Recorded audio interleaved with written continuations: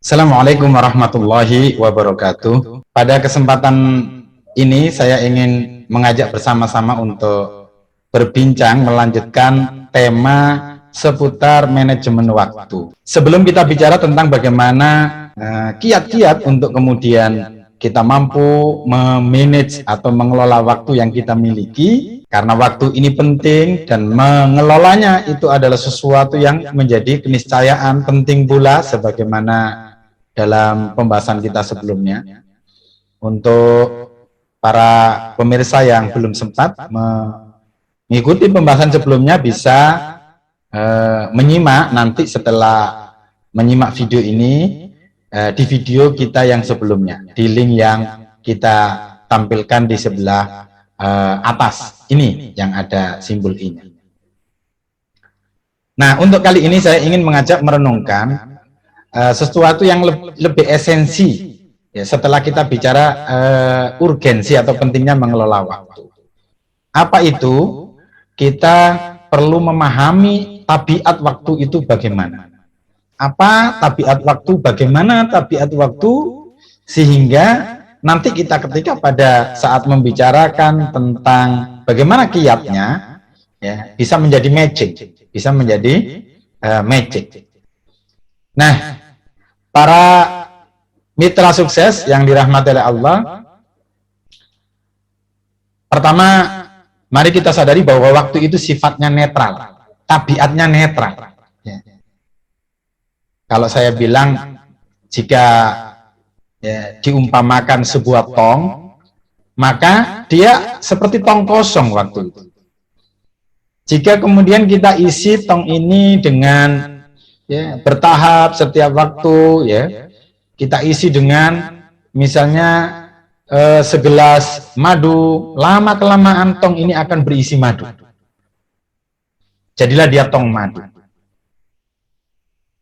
Sebaliknya kalau setiap saat yang kita miliki tahap demi tahap tong kosong ini kita isi dengan sampah, maka jadilah ia tong sampah.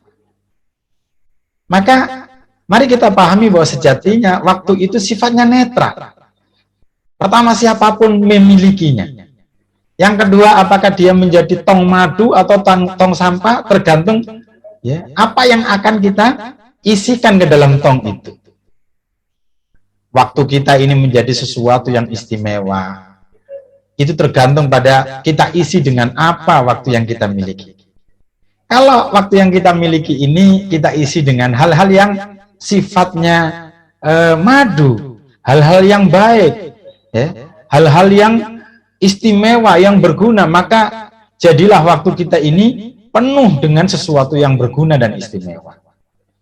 Tapi sebaliknya, kalau waktu yang kita miliki ini kita isi dengan hal yang sifatnya sampah, maka jadilah waktu kita ini sampah bagi kehidupan kita. Itu yang pertama. Yang kedua, para mitra sukses yang dirahmati oleh Allah Subhanahu wa taala, waktu itu ibarat pedang. Ya, mungkin sebagian kita sudah sering mendengar ungkapan Sayyidina Ali radhiyallahu anhu. Dia sampaikan bahwa al-waktu kasayf. Waktu itu seperti pedang. Nah, ibarat pedang, maka waktu itu ya, kalau waktu ini kita ibaratkan pedang, maka sebagaimana pedang, dia akan tergantung pada siapa yang menggunakan dan untuk apa digunakan. Ya. Jika pedang ini digunakan oleh orang baik untuk hal-hal yang baik, maka jadilah pedang ini bernilai baik.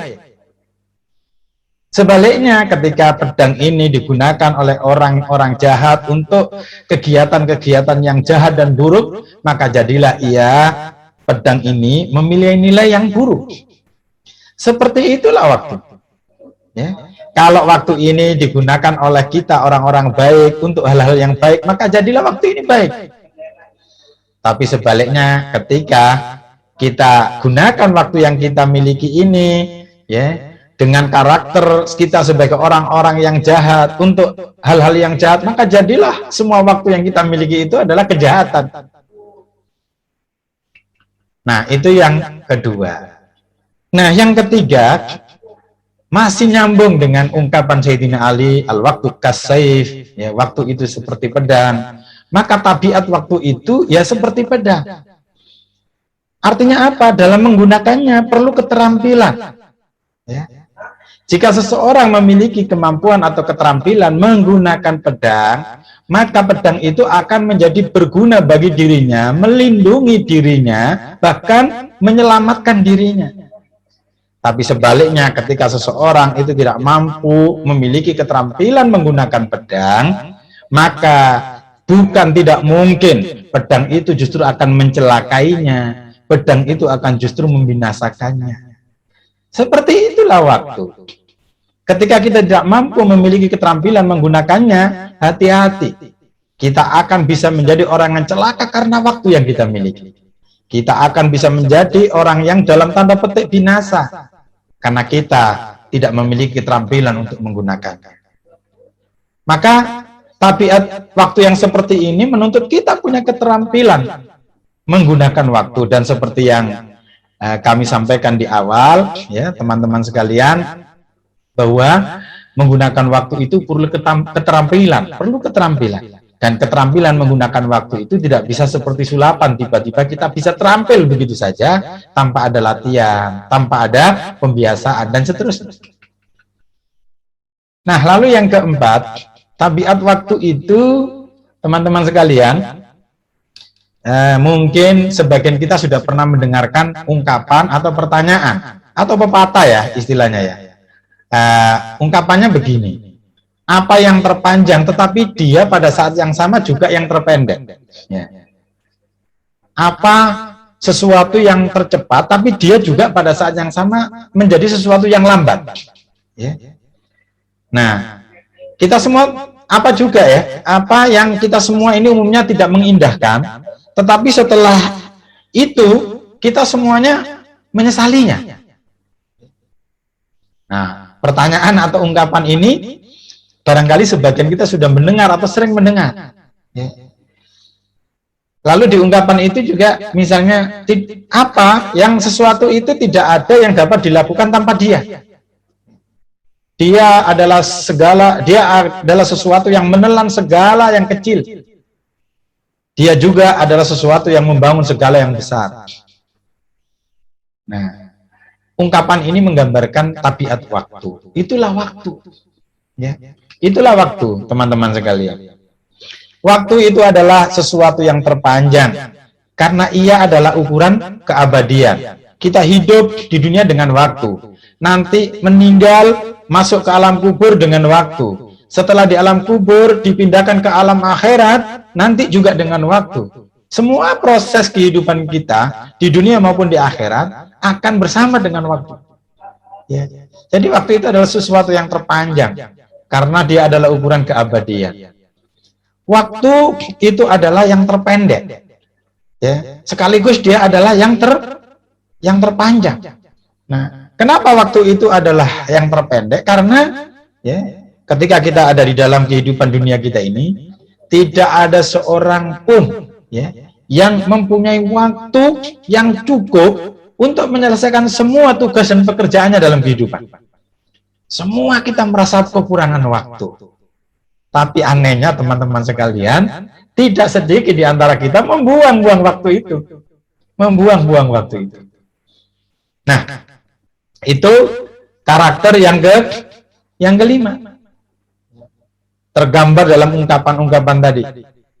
Nah, waktu itu adalah sesuatu yang cepat, tapi pada saat yang sama dia adalah sesuatu yang lambat. Ya. Waktu ini dirasakan ketika orang yang melalui waktu itu adalah orang-orang yang gembira, maka dirasanya waktu itu berlalu dengan cepat. Tetapi ketika orang-orang yang melalui waktu itu adalah orang-orang yang menderita, maka dia akan rasakan begitu lambat waktu berlalu, begitu lambat waktu berjalan. Ya. Nah, itulah waktu. Nah, karakter yang lain berikutnya adalah waktu itu tidak ada yang dapat dilakukan tanpa dia. Kenapa? Karena waktu itu adalah satu-satunya pentas kehidupan kita. Seperti yang tadi saya sampaikan. Di kehidupan dunia kita akan tampil dalam pentas kehidupan dengan waktu. Di dalam kehidupan alam kubur kita akan tampil dalam pentas kehidupan ya dengan waktu. Begitu juga nanti di akhirat. Teman-teman sekalian, waktu itu adalah unsur dasar ya bagi pembentukan kehidupan kita. Ya. Karenanya dia seolah menelan semua yang tidak berfaedah dan mengekalkan semua yang agung dan berguna bagi umat manusia. Itulah waktu. Nah, karenanya maka kita perlu memiliki keterampilan dan kita perlu melatih diri untuk menghadirkan ya, kemampuan mengelola waktu. Ya, dengan mengenal karakter waktu ini, insya Allah kita akan bisa mengelola waktu dengan lebih baik, ya, memanage waktu kita dengan lebih baik, ya, sehingga kita akan terhindar dari kegagalan hidup, penyesalan hidup. Semoga bermanfaat dan semoga kita semua berjalan dengan waktu, bisa terampil mengelola waktu. Jangan pernah mengatakan bahwa saya ini sudah tua sehingga tidak perlu mengelola waktu. Teman-teman sekalian, khususnya bagi yang usianya sudah merasa tua, ya, bahkan seperti saya juga mungkin ya sudah merasa tua. Tapi jangan pernah berpikir bahwa mengelola waktu di usia tua itu tidak penting karena kita sudah tua. Justru di usia tua itulah semakin lebih penting mengelola waktu. Kenapa? Ya, karena orang ya, apalagi ketika kita punya keyakinan agama kita, ya, dalam Islam mengajarkan bahwa setiap orang itu nanti baik buruknya diukur dari keberakhiran dalam kehidupannya. Apakah dia husnul khotimah, apakah dia su'ul khotimah, apakah dia menjalani hidup dengan akhir yang buruk atau menjalani hidup dengan akhir yang baik. Maka untuk kemudian menjemput kondisi akhir yang baik atau husnul khotimah, jangan lupa, sangat-sangat penting untuk kita semakin mengelola waktu yang kita miliki. Jangan sampai ajal yang kita temui kemudian menghantarkan kita pada akhir yang buruk. Na'udzubillah min dzalik. Maka tidak ada kata bahwa mengelola waktu itu penting hanya untuk usia tertentu. Untuk semua usia. Kenapa? Karena yang muda pun bukan berarti dia akan terakhir-terakhir menghadap Allah. Bisa jadi yang muda itu mendahului kita. Karena batas usia tidak ada yang tahu, karenanya kemudian tuntutan mengelola waktu yang kita miliki ini menjadi penting di usia kapanpun kita berada. Semoga bermanfaat. Assalamualaikum warahmatullahi wabarakatuh.